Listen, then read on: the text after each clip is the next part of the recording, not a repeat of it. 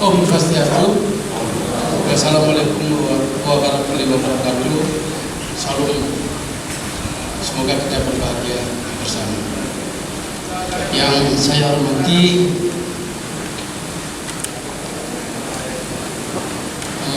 Senator DPD MPR RI Dr. Sri Gusti Ngurah Arya Widikarno MWS 3. Yang kami hormati anggota DPRD Provinsi Bali, Ibunda Dr. Gusti Ayu Diah Wardi Srikandi BSSEMM, Advisor Internasional Brand Bali Best Brand Award, Dr. Pascal Padakin, kemudian Dr. Fani Sastri,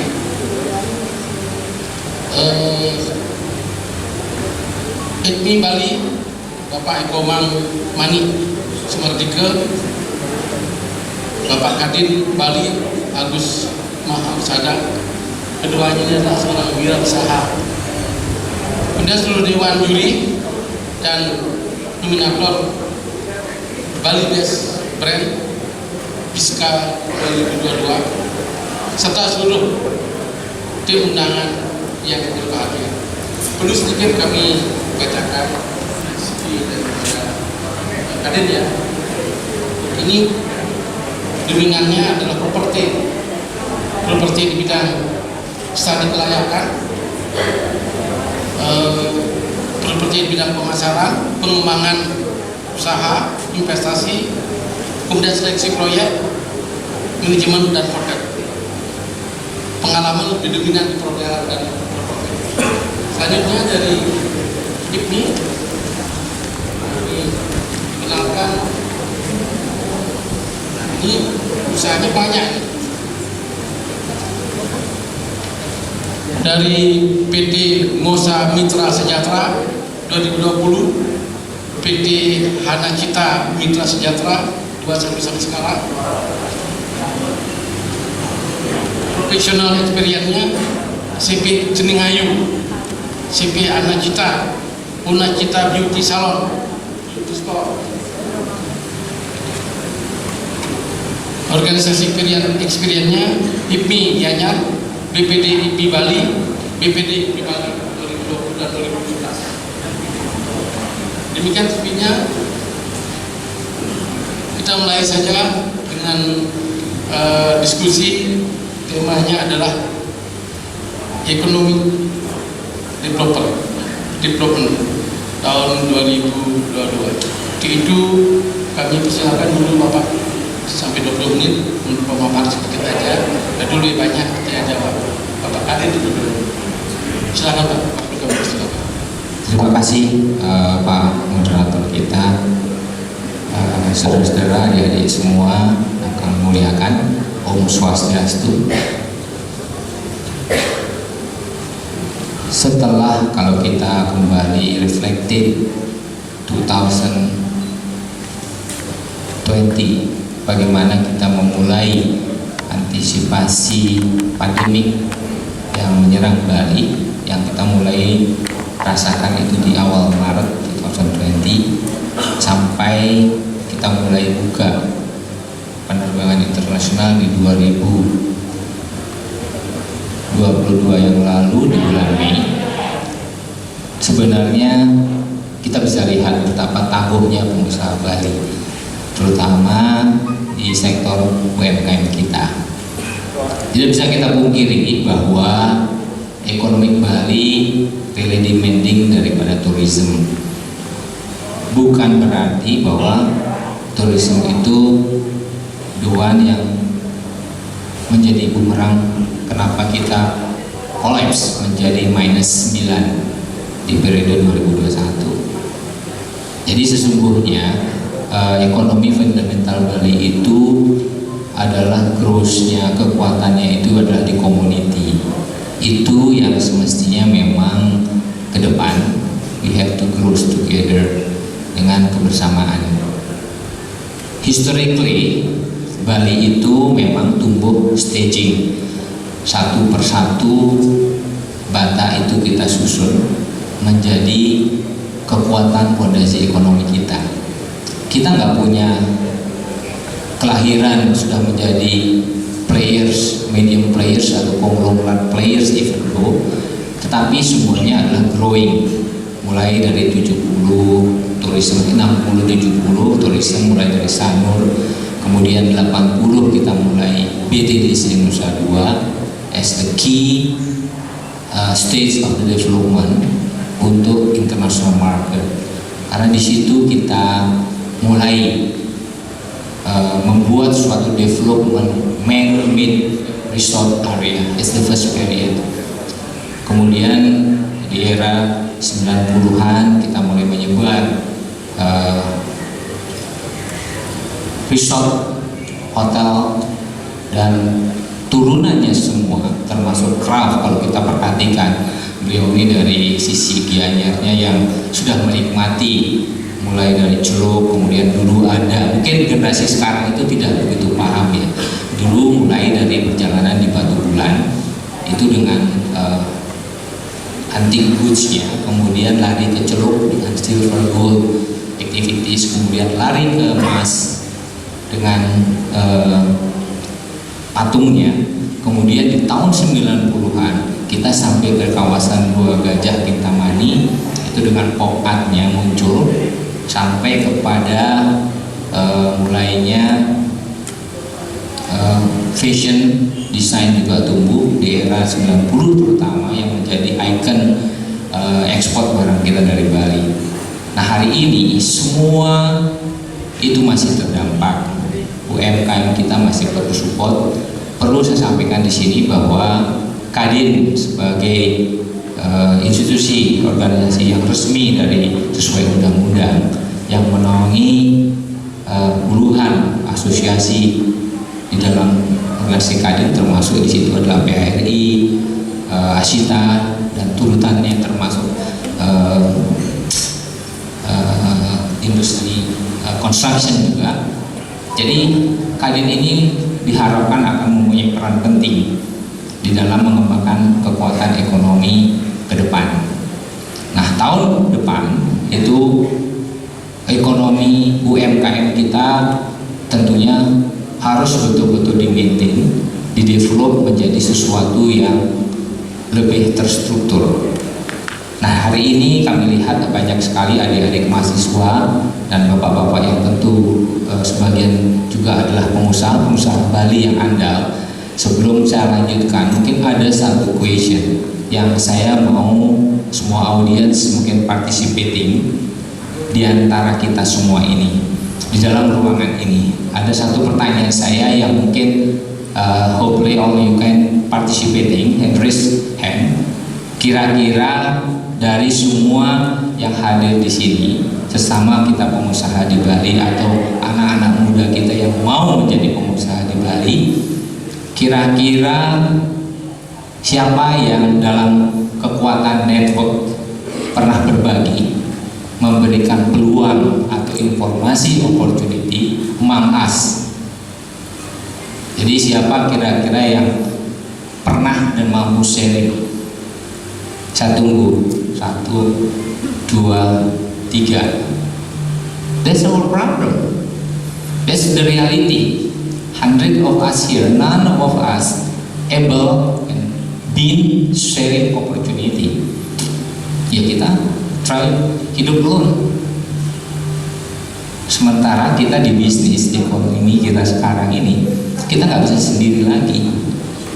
Semua kita sudah berat, and we don't sharing our opportunity to the others to develop together untuk kita sama-sama kembangkan bersama. Ini suatu our real issues sekali. Kita kalah bersaing secara finansial dengan pengusaha-pengusaha lain.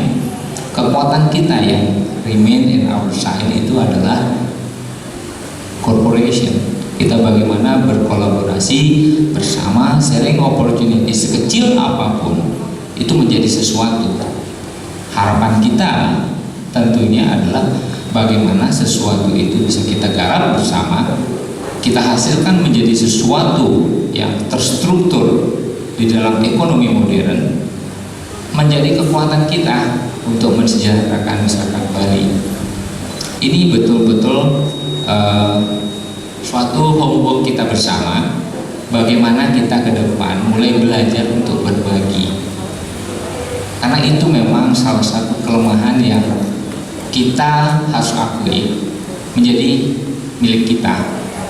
Dalam dunia digital sekarang, tidak bisa, kita nggak bisa lagi bekerja sendiri. Semua, everybody need the other support, baik itu marketnya, marketing strateginya, support production, vendor, dan terutama finance.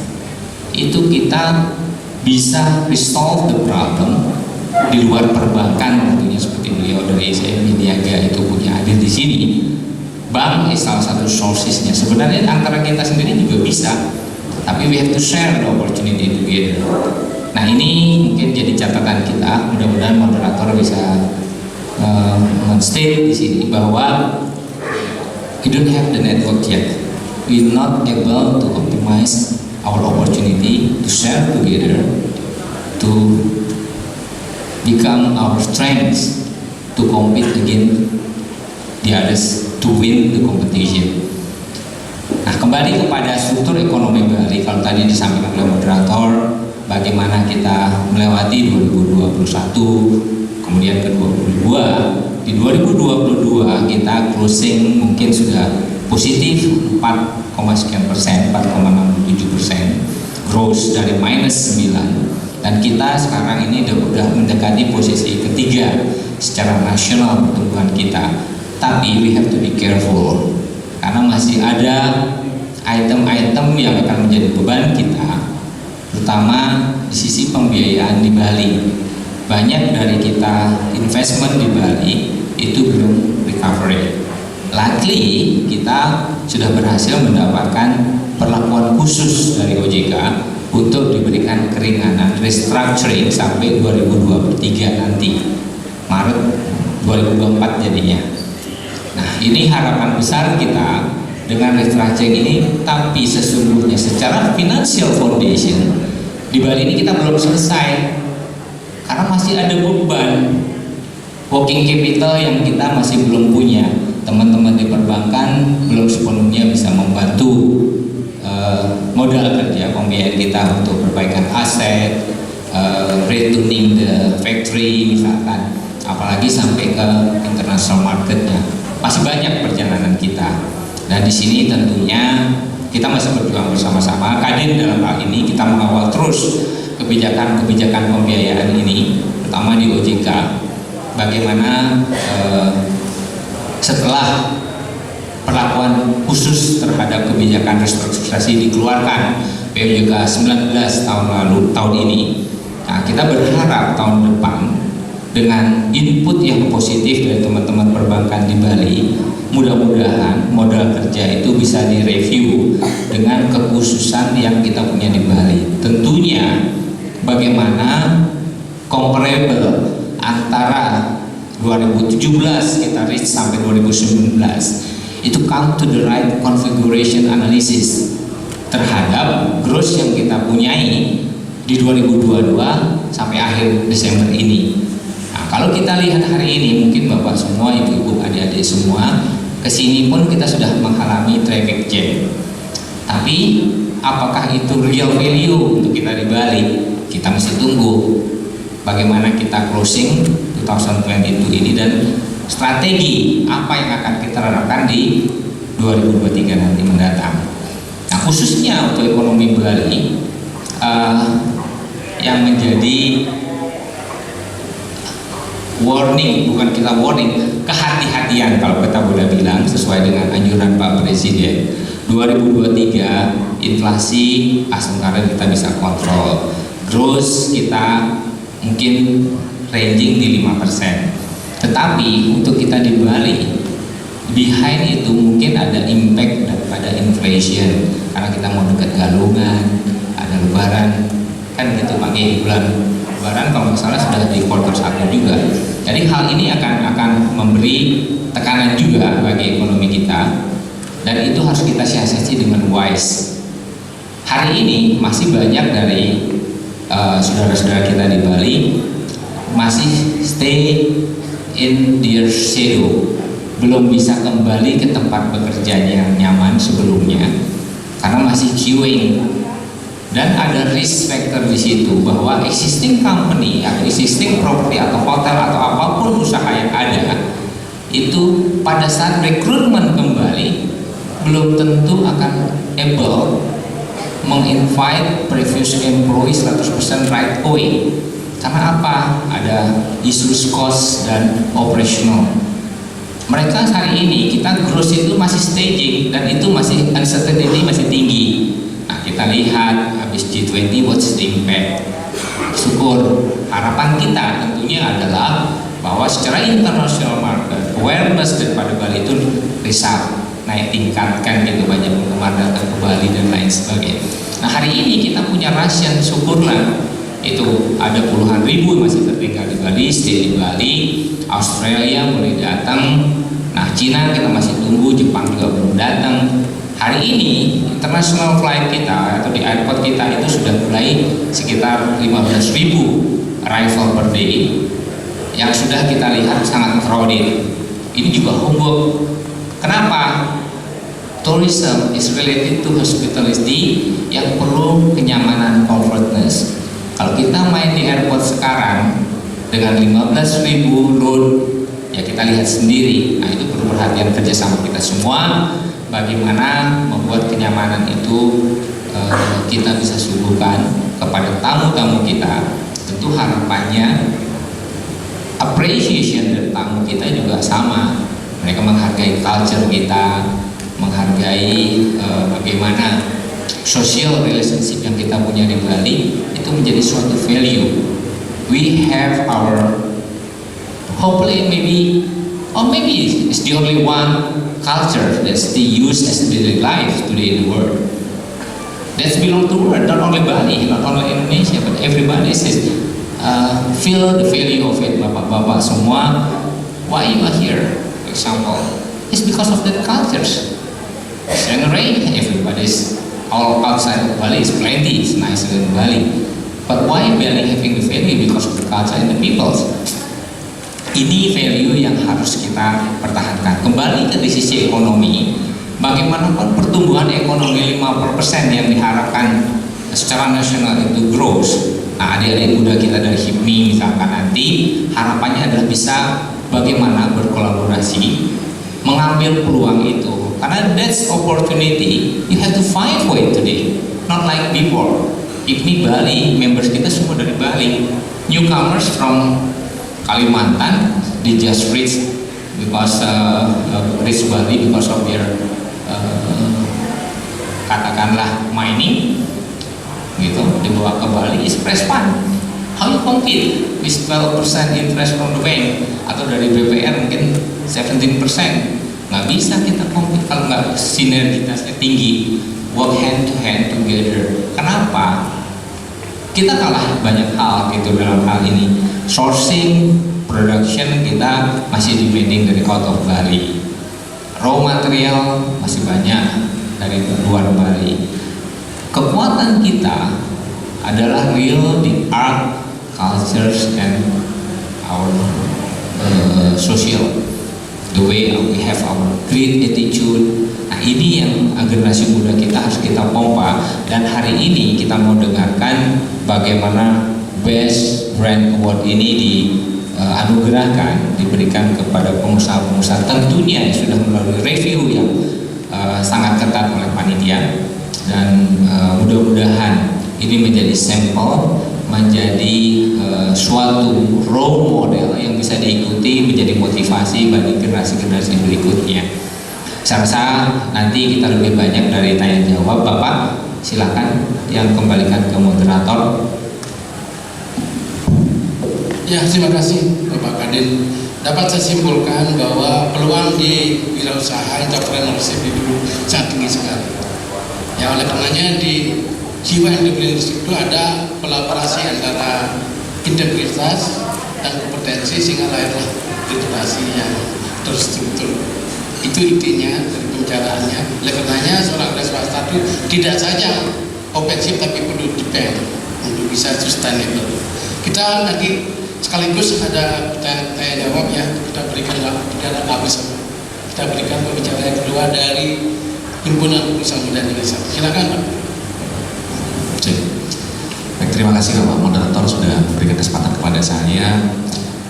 Sebelum saya memberikan beberapa mungkin pendapat dari saya terkait dengan Bali Economic Outlook, perkenankan saya untuk mengaturkan bersyukur kehadapan Tuhan Maha dengan mengaturkan pengajian ilmuwan Om Swastiastu.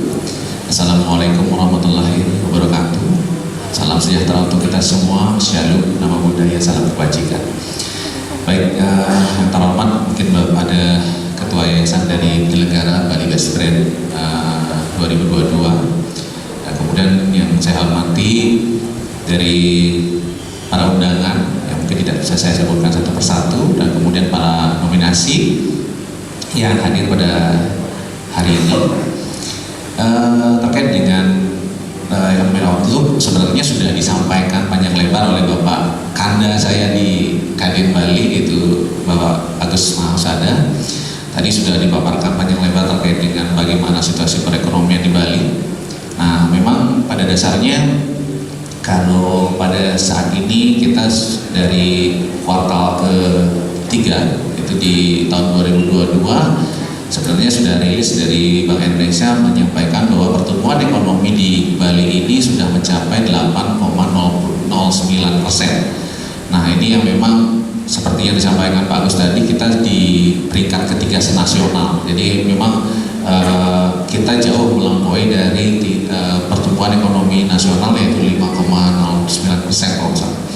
Jadi kalau kita kilas balik lagi ke tahun 2020 itu di awal-awal masa pandemi kita memang terkontraksi tinggi sekali gitu. Jadi minus sampai 9,33%. Dan kemudian di tahun 2021 itu kita juga sebenarnya masih lambat pertumbuhannya.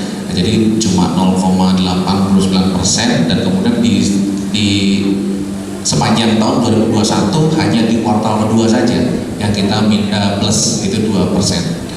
Nah, jadi itu menjadikan bahwa Bali ini perlu perhatian khusus dari pemerintah, karena memang kondisi Bali itu kan sangat tergantung dari sektor pariwisata.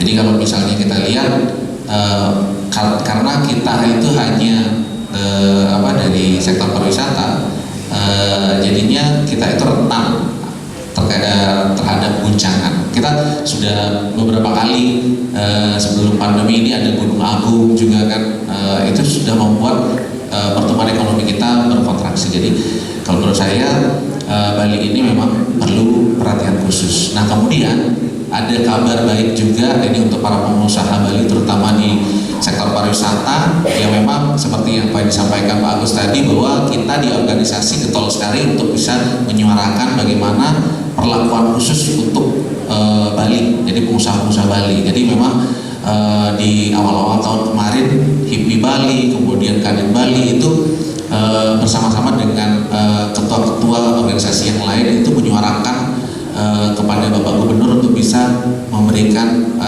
perpanjangan restrukturisasi yang sebenarnya awal ini di tahun kemarin itu kita akan berakhir di tahun 2023 Maret ya. Nah, jadi sudah ada surat edaran press release dari Pak Gubernur itu untuk bisa memperpanjang restrukturisasi itu sampai di 2024 ya Pak ya.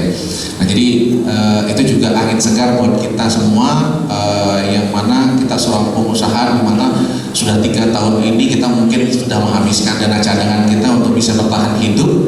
Nah, oleh karenanya sebenarnya untuk bisa survive atau misalnya lebih bangkit kembali itu kan kita perlu adanya, kita harus memperbaiki fasilitas yang ada, bukan hanya biaya operasional yang kita siapkan, tapi juga harus perbaikan yang dari fasilitas-fasilitas yang memang kita miliki, itu yang memang perlu modal yang besar. Jadi kalau misalnya memang masalah sekarang yang ada di forum usaha-usaha itu kan sekarang dengan adanya modal yang terbatas. Jadi untuk bangkit pun kita memang harus perlu modal gitu. Nah, mengingat sekarang sudah mulai ekonomi Bali itu bergeliat, nah, bisa seperti disampaikan Pak Agus tadi juga bahwa kita sudah jalanan sudah macet sekarang. Kalau dulu kita rindu sekali kalau misalnya jalanan kok sepi banget gitu, bisa olahraga, bisa jalan jogging di jalan raya. Kalau sekarang kan sudah macet banget gitu. Nah, kalau dulu kita aduh kapan ya macet gitu kan, kangen sama macet. Kalau sekarang sudah macet bagaimana?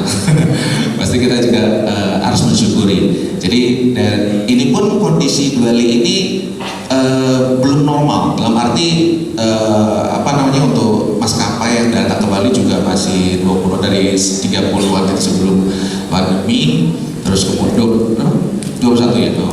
Terus kemudian juga dari 1 tahunnya ada 6 juta wisatawan baik domestik maupun internasional yang datang ke Bali, sekarang baru sepertiganya gitu. Jadi masih ada chance kita untuk kedepannya untuk bisa bertumbuh. Kalau menurut saya ekonomi Bali ini akan bisa terus bertumbuh gitu. Jadi dari mengingat tren yang ada, kemudian terus pada pertumbuhan,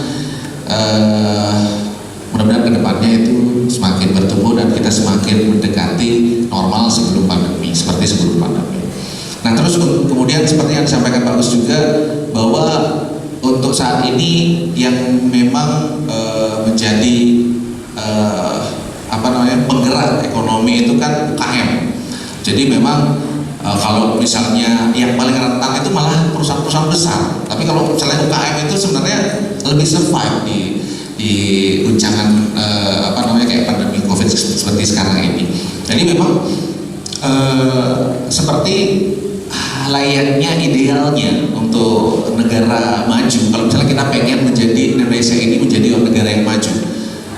Negara maju itu idealnya adalah 12% untuk tingkat wirausahanya dalam satu negara. Jadi kalau kita itu masih kalau nggak salah itu 3,48% di Indonesia.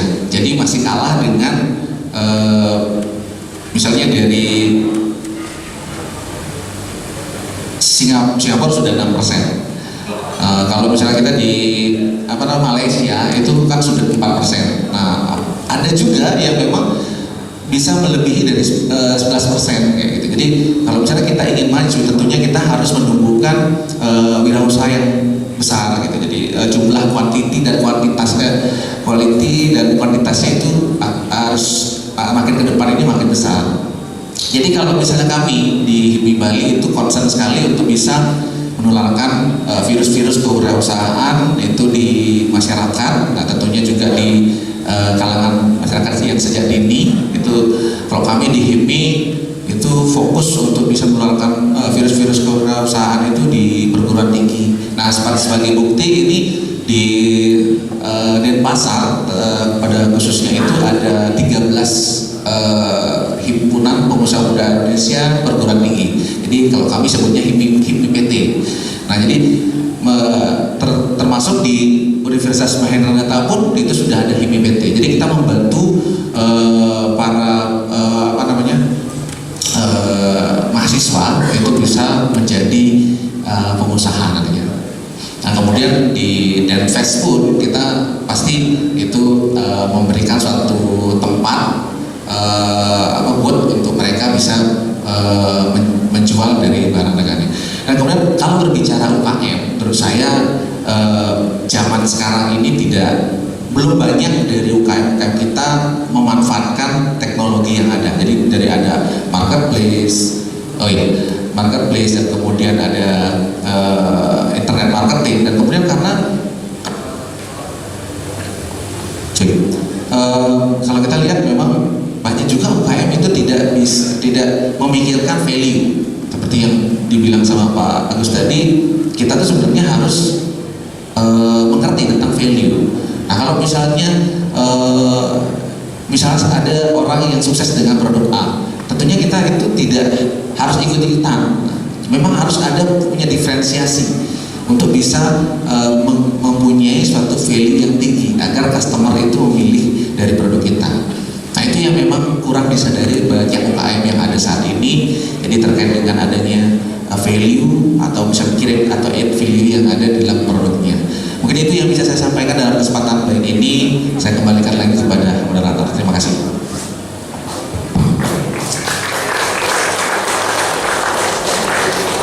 Oke, terima kasih. Dapat saya simpulkan untuk pembicara yang kedua dari ini bahwa opportunity di bidang wirausaha itu banyak. Diharapkan para mahasiswa itu kerja bukan tujuan final, pengetahuan juga bukan tujuan final. Pengetahuan dan kerja adalah proses menuju dunia wirausaha yang benar-benar sibuk. Atau bila kasarnya jadilah Anda bos. Itu yang pembicara kedua. Sekarang saya akan membuka. Cukup dengan masing-masing pembicara 3 penanya saja. Mau dibawa kemana? Apakah pertanyaannya ke Kadin? Apa pertanyaannya ke IPI? Silakan. Tolong untuk menyambung sudah masuk ya. Tolong. Silakan. Mau ganti moderator ganti narasumber. Tolong.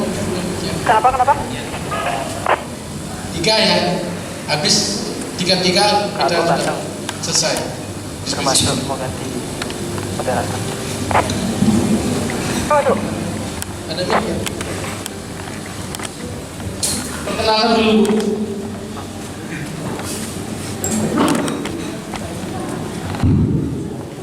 Om Swastiastu. Perkenalkan, nama saya Madi Pasar Suarbawa. Jadi saya dari Kabupaten Gianyar, khususnya dari salah satu lembaga yang hari ini dapat masuk sebagai salah satu nominasi Best College. Dan saya juga salah satu peserta IPI Gianyar. Yang saya hormati Pak Kadin, Pak Agus dan juga ketua yang dari IPI Bali. Pertanyaan saya dia menuju ke semua pembahasan tadi. Mungkin ini sekedar sharing yang sebenarnya yang ingin sekali dapat jawabannya. Jadi di tahun 2017 dia mulai startup ini. Di startup di bidang lembaga penyediaan tenaga kerja.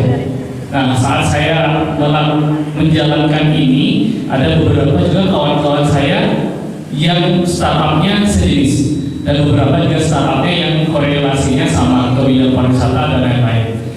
Tapi benar sekali yang dikatakan tadi di depan bahwasanya peluang entrepreneurship itu terbuka. Tetapi seperti yang terjadi di lapangan, rekan-rekan saya itu kami mulai berenang Pak, tapi di mana rekan saya itu gagal. Dan itu selaras juga dengan apa yang disampaikan oleh Presiden kita Bapak Joko Widodo pada tanggal 3 Oktober 2022, yang mana 80% sampai 90% startup di Indonesia itu mengalami kegagalan. Nah, salah satu penyebabnya memang tadi seperti disinggung sama ketua yang dari Bali, yaitu kehabisan modal dan juga beberapa penyebab lainnya seperti kompetisi. Nah, kira-kiranya adakah sebuah solusi yang sangat misalkan mudah kita jangkau bagi para startup agar at least kita bisa bertahan dari era gempuran peluang baru ini, kita bisa mulai dan bertahan lama seperti itu. Itu saja masuk pertanyaan atau sharing dari saya. Saya mau kembalikan kemudian. Terima kasih. Oke, terima kasih. Kita input dulu 3 pertanyaan. Silakan lagi satu.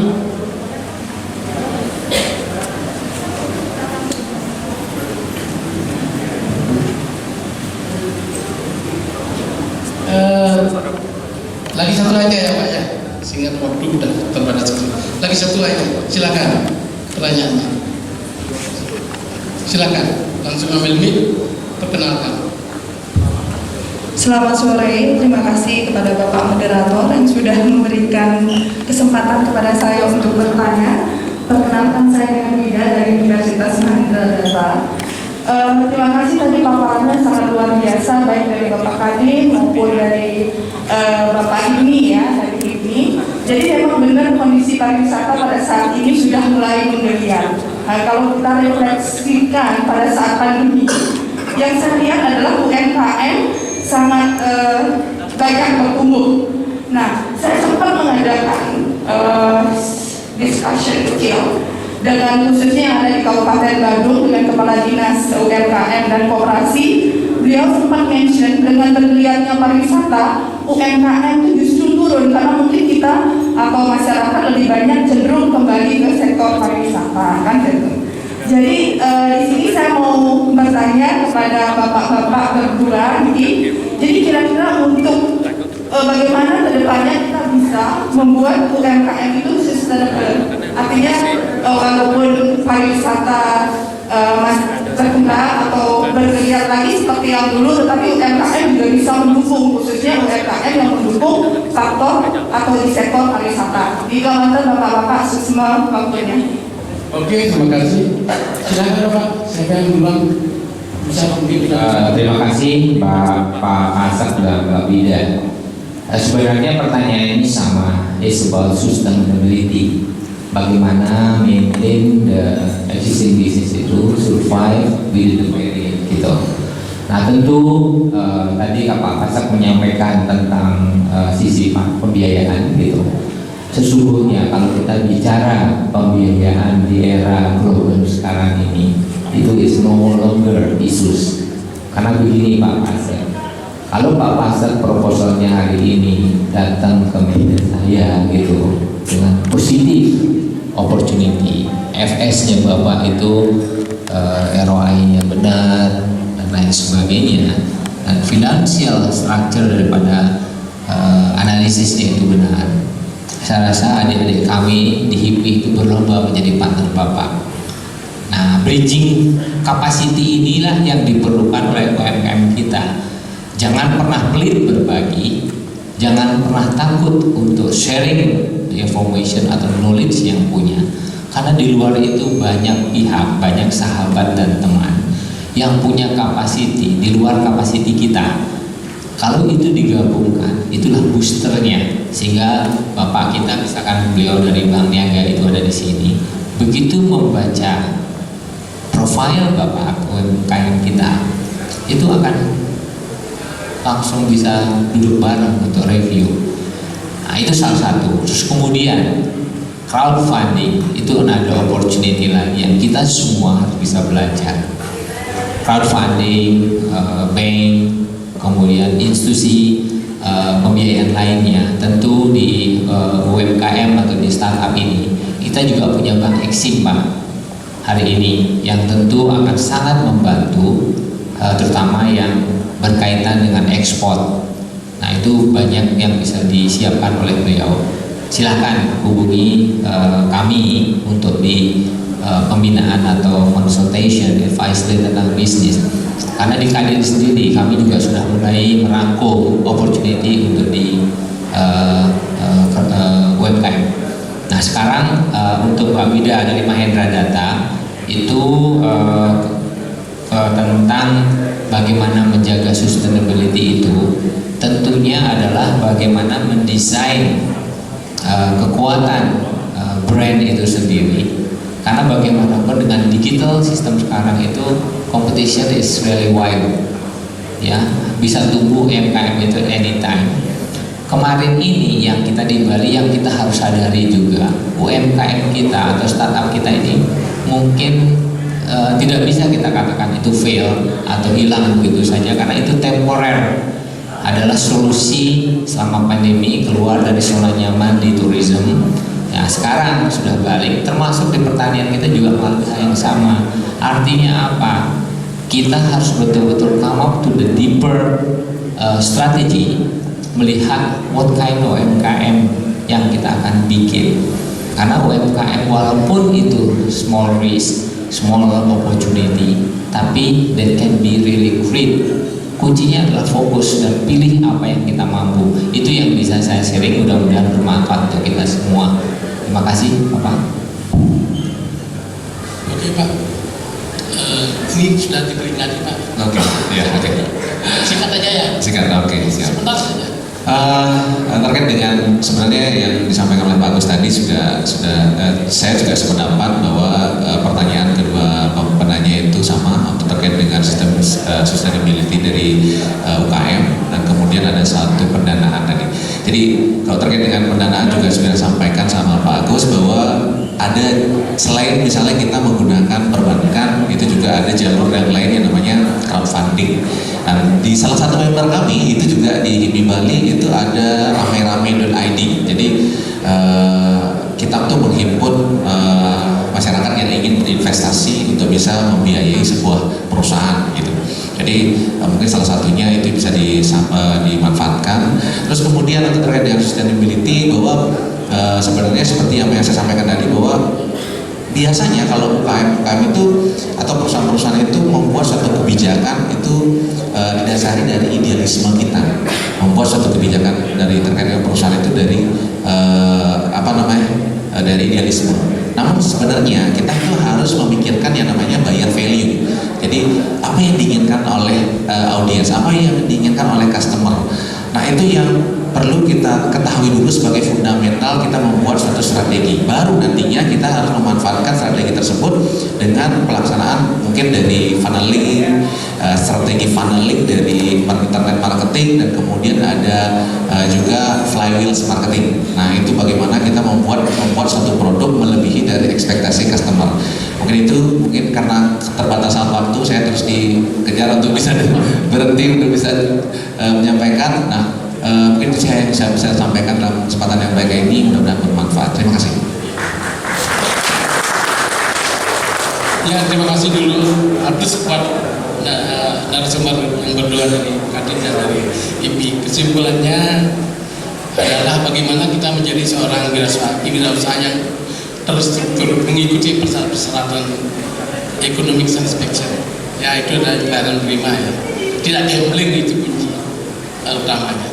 Oke, kita tutup. Jika ada kurang berkenan dalam hal saya membawakan acara ini, mohon maaf. Kita tutup dengan Pramo Santi. Om Santi Santi Santi. Oke, terima kasih. Dimohonkan kepada para moderator dalam untuk tetap di tempat.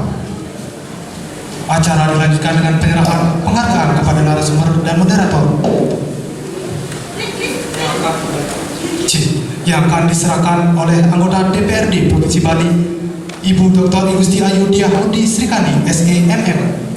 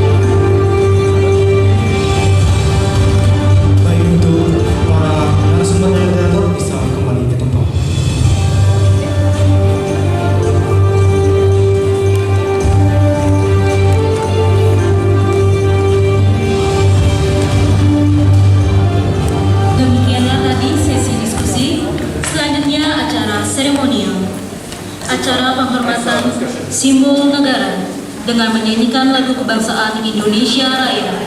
Hadirin dimohon berdiri. Kepada petugas kami persilakan.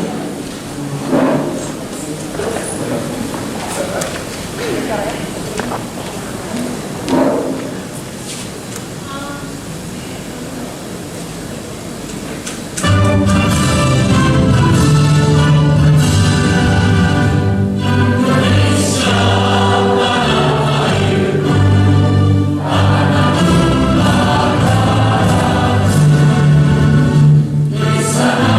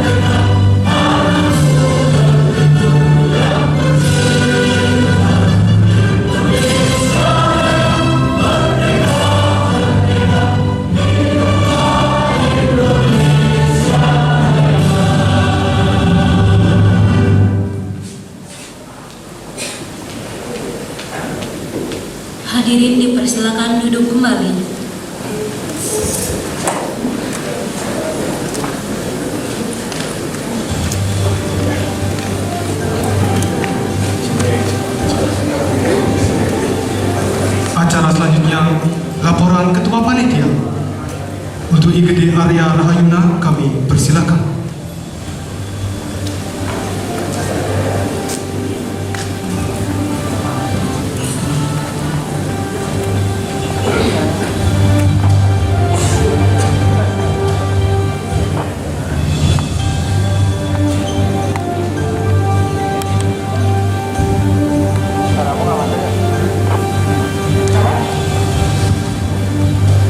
Om Swastiastu. Yang terhormat Senator DPD MPR RI Dr. Sri Gusti Ngurah Arya Wedakarna Mahendrata Wedastra Putra Swesa III. Yang kami hormati anggota DPRD Provinsi Bali Ibu Dr. I Gusti Ayudia Merdi Srikandi WS SEMM. Yang kami hormati Advisor International Bali Best Brand dan Bali International Customer Satisfaction Award Dr. Pascal Petagin from German and Dr. Pani Shastri from India. Yang kami hormati HIPMI Bali Bapak Ikomang Ngani Sumarnika SE. Yang kami hormati Kadin Bali Bapak Agus Maha Usada dan seluruh Dewan Juri dan Nominator PBB dan Biksa 2022 serta seluruh tamu undangan yang berbahagia. Bali Best Brand dan Bali International Customer Satisfaction Award atau disingkat dengan PBB dan Biksa adalah sebuah ajang bergengsi di dunia industri di Pulau Dewata Bali guna mendukung perkembangan industri baik dalam segi pelayanan maupun kualitasnya. Dengan memberi penghargaan kepada perusahaan yang memiliki kualitas pelayanan dan produk yang terbaik di Pulau Dewata Bali serta sudah diakui oleh masyarakat umum. Penyelenggaraan Bali Best Brand dan Bali International Customer Satisfaction untuk ke-10 kalinya yang dimulai sejak tahun 2011 ini memiliki tujuan untuk memberikan penghargaan pada perusahaan-perusahaan yang memiliki pengaruh besar di Bali dan ini merupakan suatu bentuk apresiasi bagi sebuah perusahaan yang dinilai memiliki motivasi tinggi sehingga bisa memberikan semangat juang untuk mengelola perusahaannya dengan lebih baik lagi.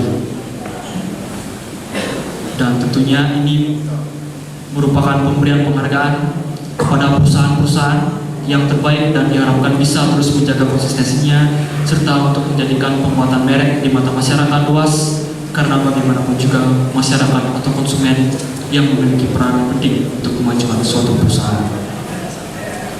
Pada kesempatan kali ini, saya selaku Ketua Panitia mengucapkan terima kasih yang sebesar-besarnya kepada seluruh undangan dan nominator yang telah hadir di sini di Ballroom UCC Forum Batu Bulan Sukawati Gianyar.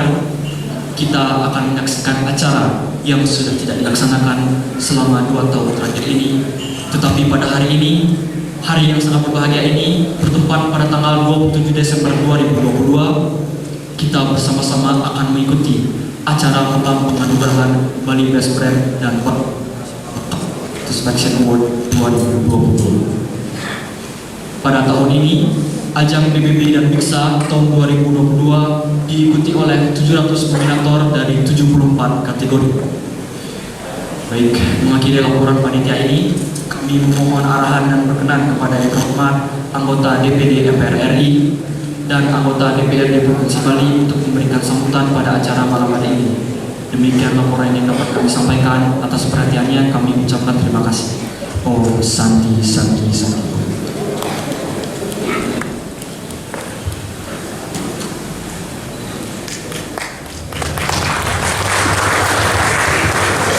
Hadirin yang kami hormati, acara selanjutnya merupakan laporan sambutan Dr. Ramesh Sastri, Advisor Bali Best Brand dan Bali International Customer Satisfaction dari Republik India. Untuk waktu dan tempat kami persilakan.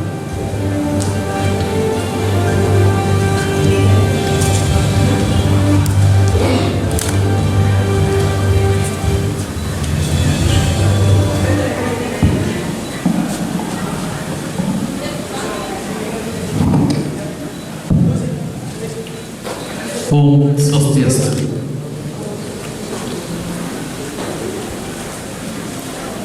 Good evening, Honorable Senator of Bali, Dr. Sri Gusti Ngurah Arya Wedakarna Ji,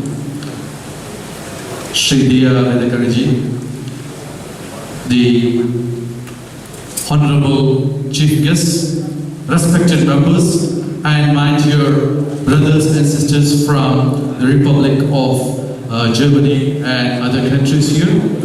It's a great honor to be here along with you today in the Bali Best Brand Award, Bali International Customers Satisfaction Awards. Today, I would just like to share a few words about best branding. So branding is a very important in economic sector. As we all know, there are 4 sectors. The first is the primary, second is the secondary, and the third is the tertiary. Primary sector of industry is where there is an extraction of raw materials. Secondary sector is where the extraction is converted into a finished product. That's what we are doing in Bali. We have got secondary industries. And secondary industries are much more in the island of Java, but Bali, as we all know, we are more into tertiary sector, that is the service industry. Service industry is the most important part. Under service industry is tourism, we have hospitality, we have management, all these things comes under service industry, and the island of Bali especially, we are very much completely dependent upon the service industry. So now, we talk about brands. So when we talk about brands, we all know about Apple, Microsoft, Google, BMW, Facebook, Instagram, Mercedes, Benz, McDowell, Toyota, Infosys, Adidas, a lot we can name. So branding is very important. Today, Apple, everybody knows Apple. Everybody knows Microsoft. I'm very glad to be a part of Republic India because today the top 50 CEOs of multinational companies in the world are origin from India, my country, which I'm proud about it. So today, a brand, how do you establish a brand? A great brand is a summary of a dose of steroid. So some people just go with the brand. For instance, when you have to buy a laptop, if you have a choice, you will never regret to buy an Apple because you know the quality is assured. You know it works for you. Apple, BMW, Benz, for instance, in industry sector of automobiles, Toyota. So we know this. So when it comes to branding, I'm also very glad to say that if it is Bali, today, the name of the icon of this island of gods, if it's service, trust me, in India they say, where do you want to go? They say, I want to go to Bali. Why they want to go to Bali? Because Bali is a destination. Just now we saw the discussion about the culture, about the service, about the quality. The best example of great Bali is, especially Indonesia, is the G20, which was just done by the presidency of capable leadership, Dr. Jokowi. Unique, how beautiful it was conducted. So soft, so clean and clear. So G20 successful made Bali the brand name in the whole world.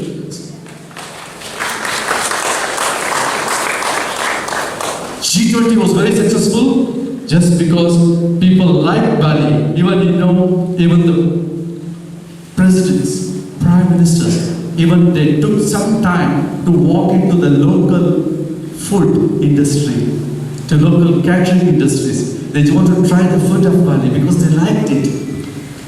So now, types of brands, there are so many brands. There are corporate brands, there are personal brands, there are product brands, there are service brands.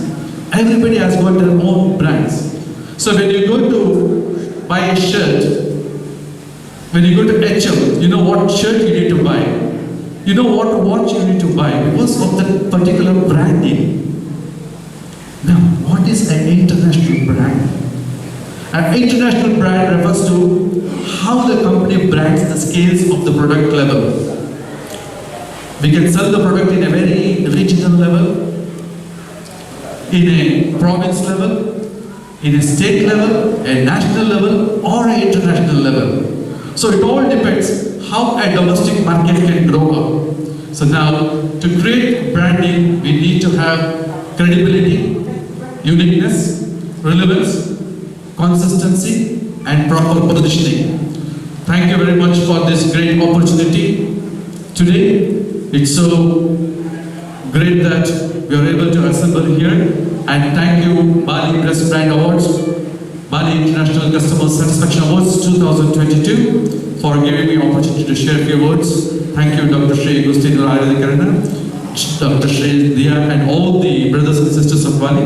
Thank you very much. I end my short speech with Parama Shanti. Oh, Shanti, Shanti, Shanti. Oh, thank you.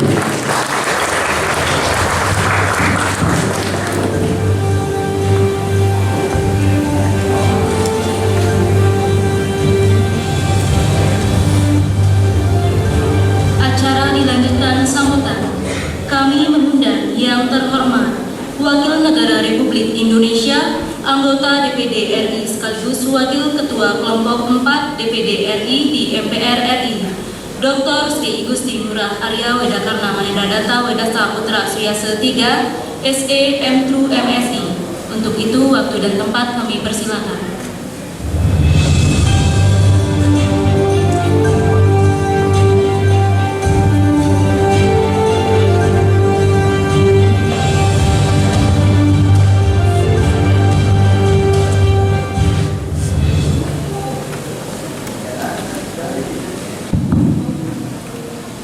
Ladies and gentlemen, this presents today in the UC Silver Gallery to host and to participate about the Bali Best Brand and Bali International Customer Satisfaction Award. On behalf of the House of Senator Republic of Indonesia, at this evening, we are very happy to attend such a great program. And this is what we call it Satyagraha, how to make Bali independent in the economic field. To our counterpart from HIPMI and Kadin, and also our advisor from Republic of Germany, and also from India, also the member of the parliament, the Provinsi Bali, from fraksi PDI Perjuangan, and also all our distinguished guests, ladies and gentlemen. Om Swastiastu. Assalamualaikum warahmatullahi wabarakatuh. Salam sejahtera, Shalom, Om Namo Buddhaya, Rahayu. Bapak dan Ibu, saya senang diberikan suatu kehormatan untuk memberikan sambutan yang ternyata acara Bali Best Brand ini telah digagas oleh para ekonom Bali dari berbagai bidang semenjak 10 tahun yang lalu dan tidak diadakan pada saat pandemi COVID. Saya mengapresiasi dari inisiatif masyarakat, khususnya para pengusaha dan lembaga yang akan menerima penghargaan sebagai brand terbaik di Bali di berbagai bidang. Maka dari itu, saya berharap bahwa kualitas produk Bali harus selalu ditingkatkan menjadi yang terbaik. Bapak Ibu, Presiden Joko Widodo, kami sebagai lembaga negara bersama dengan DPR RI dan bersama dengan Bapak Presiden memberikan dukungan penuh agar anggaran negara 3.000 triliun di tahun 2023 ditambah dana UMKM kur murah senilai 9 triliun yang harus dihabiskan oleh Bali di tahun 2023. Maka dari itu mari kita bekerja sama, karena dunia pariwisata yang saat ini mulai bangkit dan bergeliat ternyata tidak mampu untuk menjadi sandaran bagi masyarakat Bali ke depan. Bapak Ibu, pasca COVID, pariwisata Bali masih sangat ringkih, masih sangat rapuh, dan sewaktu-waktu COVID bisa juga terjadi di masa depan, seperti yang terjadi pada hari ini di Republik Cina. 1 juta kasus COVID, sehingga saat ini Tiongkok sedang menutup diri atau lockdown kembali. Maka dari itu, saudara-saudara, kita beruntung di bawah kepemimpinan Bapak Presiden Jokowi yang pada tahun 2022 ini telah sukses menjadi presidensi di KTT G20, dan mulai 1 Januari 2023 Bapak Presiden kita akan menjadi ketua di 10 negara ASEAN, termasuk Timor Leste yang baru bergabung pada tahun ini. Dengan kekuatan Asia Tenggara, kita meyakini Indonesia adalah satu-satunya negara di kawasan ASEAN yang saat ini inflasi masih di bawah 5%. Kita bayangkan, we can asking about our friend Mr. Pascal Petagin. You are from Reutlingen, from Germany. Also Bapak Kalafar, beliau Bapak Kale, pendiri dari the founder dari Melka Excelsior Hotel ya. Beliau punya hotel besar di utara. Kita lihat sekarang di Eropa itu orang harus pilih sekarang antara makan dengan pemanas. Mereka pilih makan. Makanya banyak orang datang ke Thailand, ke Asia Tenggara untuk berjemur. Itu pun yang punya uang. Di Eropa sekarang kedinginan. Orang sudah mulai memilih antara pemanas di ruangan atau makan. Ini dampak perang Ukraina dan Rusia. Inflasi, negara Sri Lanka telah bangkrut. Bapak Presiden kemarin pidato setelah beliau datang dari KTT di luar negeri mengatakan 50 negara akan antri bangkrut, kolaps. 50 negara, ada 3 di ASEAN. Kita beruntung memiliki Bapak Presiden, memiliki Ibu Menteri Keuangan Ibu Sri Mulyani yang sangat luar biasa. Di negara lain sudah gak bisa adakan acara seperti ini Bapak Ibu. Sangat parah, termasuk di Eropa. Maka dari itu kita beruntung Indonesia ini masih diridhoi, diberkati oleh Sang Yang Widi, oleh Tuhan. Semuanya tersedia, pasar-pasar masih berjalan, tidak ada kelangkaan minyak, beras, gas. Itu Eropa tuh kedinginan karena ditutup gasnya sama Rusia, dipaksa beli mahal. Amerika jualan gas. Ini politik tingkat tinggi, saudara-saudara. Maka dari itu ke depan, ngiring Bali, berubahlah sekarang Bali. Jangan tergantung pada pariwisata. Di sini banyak pengusaha CEO muda. Ingat teori 30, 40, 40. Kalau punya keuntungan 30% itu ditabung, 40% spending, 40% investasi. Kemarin ke hotel, spa, pabrik yang bisa bertahan karena punya tabungan. Nabung 30%, simpen uangnya 5M, 10M, Nike, agen bayar listrik, pakai gaya bayar karyawan. Makanya yang sekarang selamat Nike, mereka yang punya manajemen aset dan manajemen saving yang bagus. Tetapi kalau saudara-saudara punya teman yang vilanya, yang bangunannya dijual, dipastikan mereka tidak punya manajemen aset yang bagus. Dan yang kasih berita buruk kepada Semeton, Niki sudah DPD memberikan info, jadi akan valid, akan ada gelombang kedua COVID dalam waktu yang tidak terlalu lama. Bali atau Indonesia akan PPKM lagi. Cina belum boleh ke Indonesia ini, makanya turis Cina yang 2 juta turis kita lagi nunggu, tapi sudah lockdown 1 juta per hari. Jadi ketar-ketir nih semua. Makanya Semeton yang mohon demi kedaulatan Bali, jangan boros-boros seperti perusahaan, jangan investasinya terlalu masif, tabung, tabung, tabung. Jangan investasi bodong, jangan ikut investasi yang tidak logik dan tidak legal. Kalau paling aman uang simpan deposito, uang simpan di tabungan atau pakai saving emas. Kita tidak sarankan yang lain. Jika tidak, maaf, kita belum ada jaminan 2023 kondisi Indonesia ini kan normal. Belum lagi tahun politik, kurang lebih 100 triliun uang kita dipakai untuk pemilu. Belum IKN perlu 2000 triliun. Jembatan jalan tol Jemberana, Gilimanuk, Maui, kita perlu uang banyak. Nabung, ikat pinggang lagi.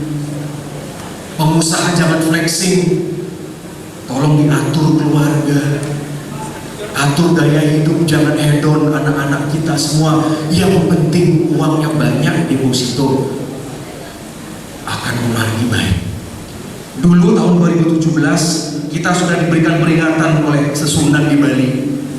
Ketika Gunung Agung meletus, 2 bulan hampir nih ke airport tidak buka. Ternyata kita tidak sadar tahun 2019 muncul COVID.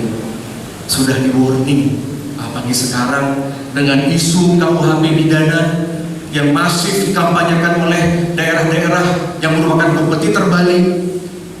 Penerbangan ini seharusnya Bali rame akhir tahun, tapi yang lihat biasa-biasa saja, banyak mengalihkan ke Thailand, ke Singapura, ke Laos. Bali sangat rapuh. Maka dari itu kita dukung program Bapak Presiden. Akan ada format Bali pembangunan ke depan yang berubah. Yang pertama adalah Bali Health Tourism dan Bali Sport Tourism. Ada beberapa bidang yang akan musnah, yang nanti usaha-usahanya hilang. Contohnya SPBU. Nanti tahun 2023, 2024, 2025 final, seluruh kendaraan harus listrik. Itu sudah ada peraturan presiden. Dengan ada listrik, SPBU yang sekarang merasa sultan-sultan minyak, raja minyak, SPBU itu nanti akan hanya jual Pertamax. Kita masih kaji nanti bulan Januari sebetul. Tadi pagi yang berangkat merapat sama Pertamina. Bulan depan sebetul ini nanti kalau beli bensin pakai QR code yang sudah ACC. Kita akan laksanakan Januari minggu ketiga setelah gabungan. Confirm Bali pertama kali, restu dari DPD. Tidak akan ada lagi yang namanya kelangkaan pertalite atau solar seperti kemarin sekarang. Sekarang kalau beli bensin, STNK nyambung. Tiang mau dilaksanakan minggu kedua setelah gabungan. Sudah confirm, sudah oke dengan dirut Pertamina tadi. Nanti SPBU akan hilang, digantikan sama panel-panel listrik. Pekerjaan yang hilang kedua adalah travel agent. Travel agent akan hilang semuanya. Makin travel agent harus berubah menjadi MICE business. Bagaimana menyelenggarakan acara, menghosting meeting insentif yang namanya bisnis pertemuan dan MICE business nikel. Sekarang sudah banyak teman-teman kami yang hilang sudah pekerjaannya. Apalagi yang sekarang yang bangkrut, retail akan bangkrut, supermarket, minimarket akan kolaps semuanya. Tidak akan ada lagi yang belanja untuk ke supermarket karena mereka berbelanja di Shopee, mereka berbelanja di online jauh dengan social media platform lebih murah. Makanya makin sepi dagang-dagang kita. Di Gianyar nih kan sudah berapa pasar sampul sepi. Orang daya beli terbenten. Tetapi optimis, industri kuliner kita akan maju. Tidak perlu tempat semegah ini untuk kuliner, tidak perlu ruko yang mahal-mahal. Jualan di gang pun dicari sama customer karena ada TikTok dan Instagram. Hanya perubahan yang abadi sebetulnya. Makin pemenang-pemenang ini BPR, di sini ada BPR, hati-hati. Nanti akan ada bank virtual. Orang tidak akan datang ke bank lewat WhatsApp atau SMS, lebih teknologinya. Makanya tiang lihat BPR makin sambil menutup cabang-cabangnya. Berat lagi sebetulnya. Apalagi kemarin yang bertemu dengan BI, bisnis valuta asing akan berkurang. Tidak ada lagi turis yang datang nukar dolar, nggak ada lagi. Semuanya sudah pembayaran digital. Semuanya sudah dengan suatu kartu kredit maupun debit. Itu akan hilang, nanti akan hilang semuanya. Siap-siap Bali akan terdampak. Beberapa hal yang terakhir, mari kita sekarang jadikan Bali sebagai hub. Semeton di Indonesia ini meter 10 Bali baru. Bapak pimpinan HIPMI dan Kadin, jangan ambil pasar di Bali. Pertama, di Bali terbatas uangnya. Kalau mau dibantu, giring. Yang punya hotel, yang punya spa, yang punya bisnis apapun, ngiring sekarang, taklukkan Indonesia. Bangun cabang-cabang di seluruh Indonesia, di Bali baru, di Raja Ampat, di Mandalika, di Bromo, di Borobudur, ya, di Parai Tenggiri, di Bangka Belitung. Masuk ke sana. Contoh kemarin ada pengusaha mobil rental datang ke Tiang, sudah jangan ambil paksa pasar Bali, penuh, bawa ke Mandalika. Majunya luar biasa, bisa monopoli, makin satu hari pemasukannya bisa 100-200 juta itu. Makanya ini beliau, saya ini hormat sekali, terima kasih DPD. Pas masa COVID yang kasih surat, bawa ke gubernur, urus di sana. Sekarang Mandalika rame daripada di Bali berebut. Ayo sebentar, yang punya hotel bangun chain, tiru Oyo, tiru chain internasional. Tidak perlu buat hotel, buat beli tanah, tidak perlu. Datangi ke seluruh Indonesia, ada hotel lokal, ada hotel-hotel yang biasa-biasa. Tawarkan manajemen aset, kami ganti dengan nama brand dari Bali. Mereka akan welcome, tinggal sistem share aja. Makanya HIPMI, Kadin, DPRD, jangan cuma ngurusin Bali.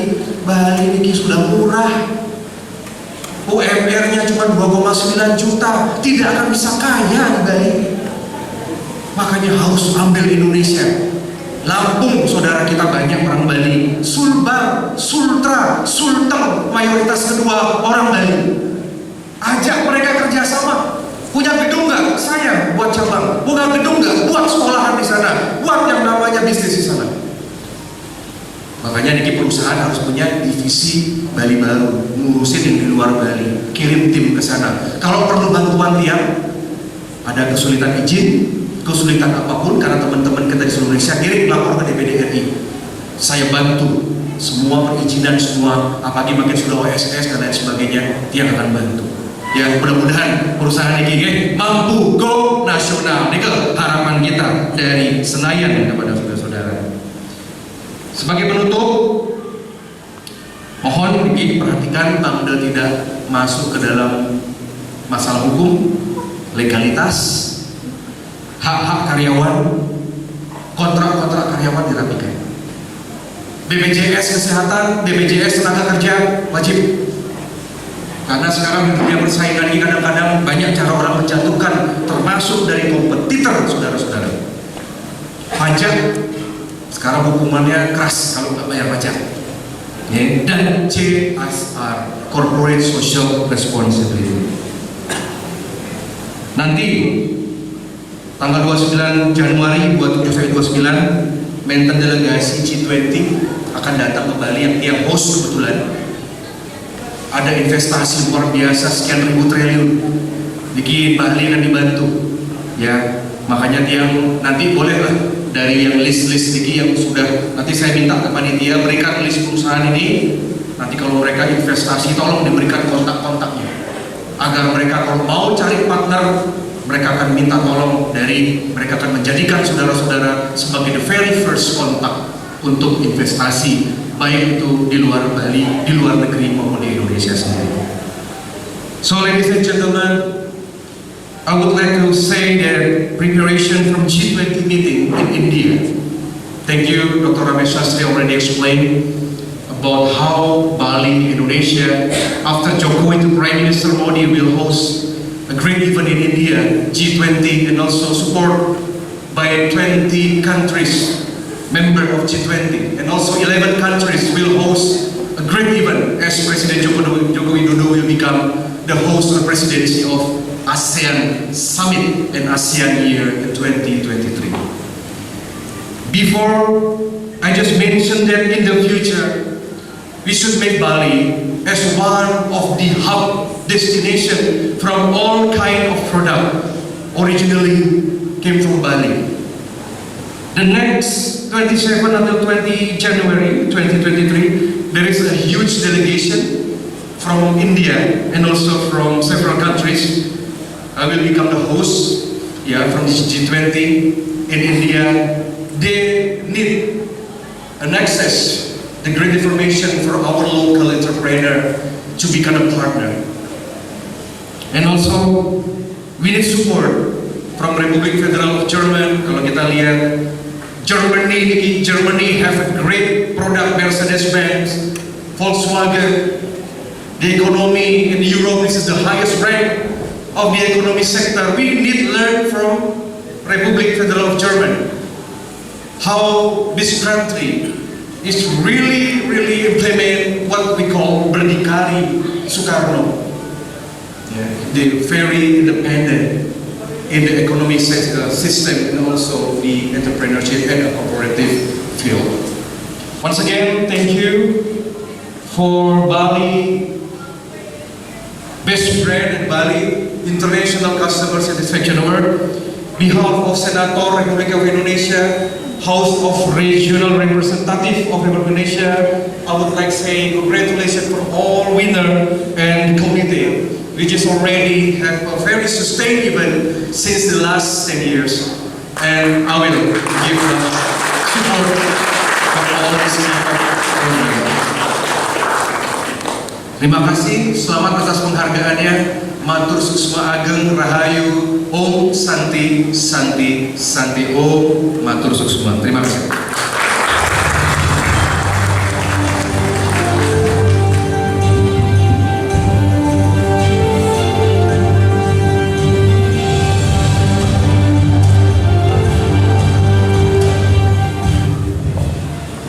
Hadirin yang kami hormati, acara selanjutnya merupakan penyerahan penghargaan kepada pemenang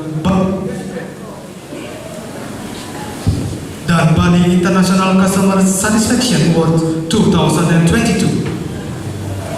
Penghargaan sesi 1, Bali Sea Healing, Krishna Waterpark Lovina, Krishna Water Sport, Istasio Restoran Ubud, Bang Sim Niaga, Natya Hotel, JJ Pet House, Bang Sim Niaga, Stickers Wiramedica, DewataMebel.com, Gecko Tabing Bali.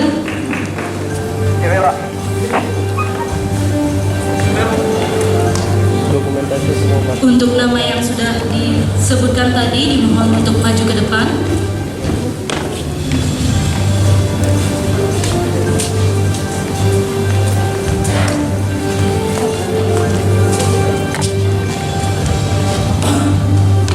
Penghargaan akan diserahkan oleh anggota DPRD Provinsi Bali, Ibu Dr. Igusti Ayudia Verdi Srikandi SEMM. Untuk itu kami persilakan.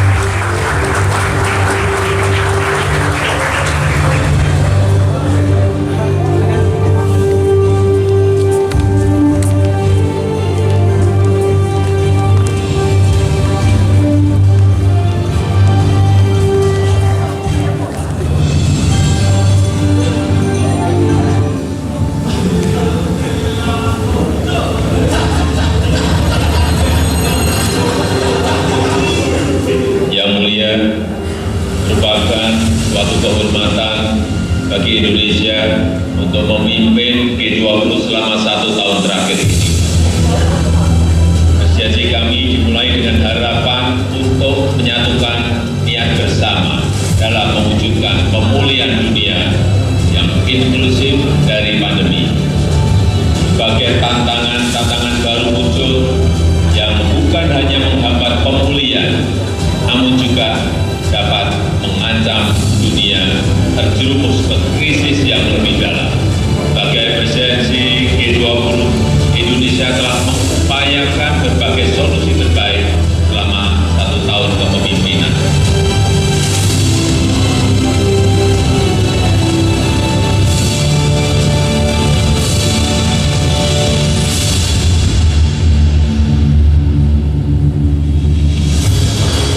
Thank you for your presence here at Garuda Wisnu Kencana. These are our duties to the world and humanity. Thank you.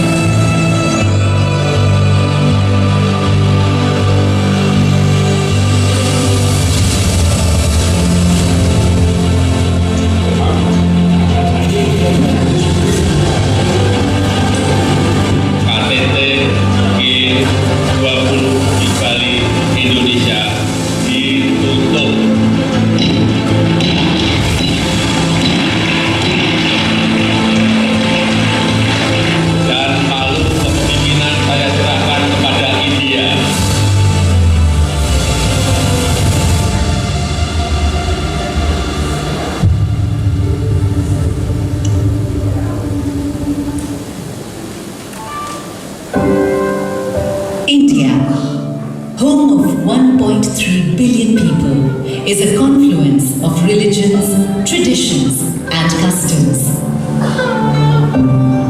A thriving global center of technology and the world's largest democracy.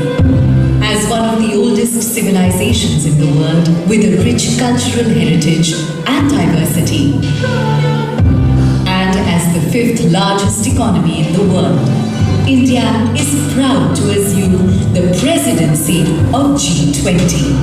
As the country blooms into a new era, we look to another poignant symbol for humanity to emerge victorious from its challenges.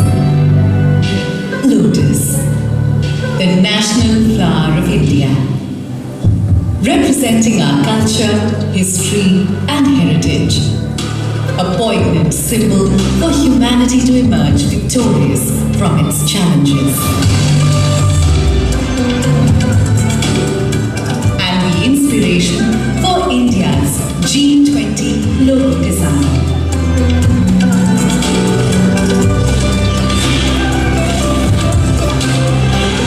The design, rendered in saffron, white, green, and blue, is drawn from the national flag of India. The 7 petals in the logo signify the 7 seas and the coming together of 7 continents at G20 India 2023. Sitting above the lotus is a representation of the earth, reflecting India's pro-planet approach to life and seeing the world as one family.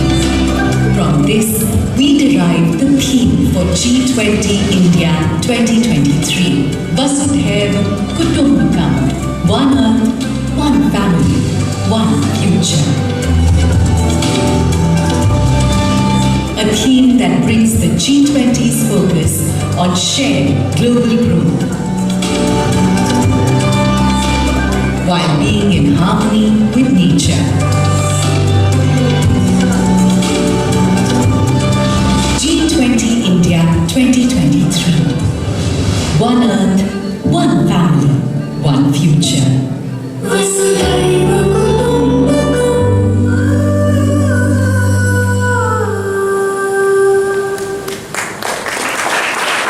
Hadirin yang kami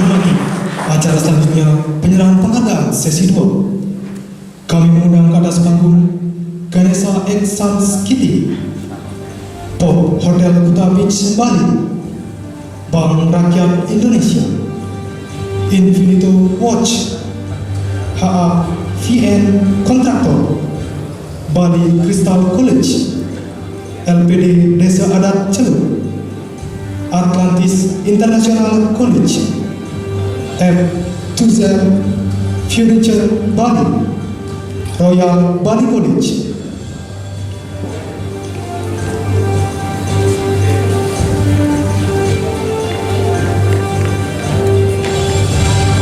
Penyerahan akan dilakukan oleh Bapak Dr. Ramesh Sastri, yaitu pengamat ekonomi asal Republik India,